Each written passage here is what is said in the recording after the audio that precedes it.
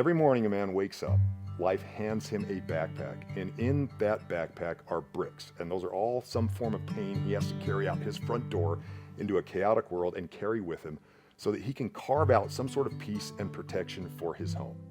That's a man's job. That's what a masculine man does. He goes out and carves out order for those that are on his watch. A man does not come home and go into the home he's trying to protect and then dump all of his bricks there. He doesn't unload this on his wife because one, it's going to put her in a high state of anxiety. And two, now she's going to feel like she has to try and solve your problems and she can't do it. So it creates a huge disconnect. A man, a masculine man, shows up for his wife in a myriad of different ways. Not only does he protect her out there, but he's also her emotional rock that she can build on. So he can't come home and be vulnerable like people talk about today and unload all of his emotional shit there. He's got to be the rock that she can build on.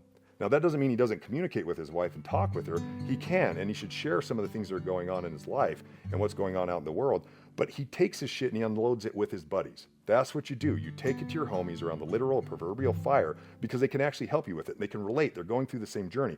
You don't take your shit and unload it at home. What it means to be vulnerable as a man is not unloading all your emotional baggage at home. What it means to be vulnerable as a man is when you open up your heart to love something more than you love yourself. And I can tell you the first time that I experienced that was when I had my first child.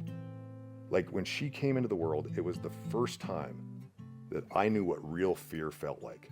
And I knew what real vulnerability felt like because if something happened to her, it would fucking wreck me.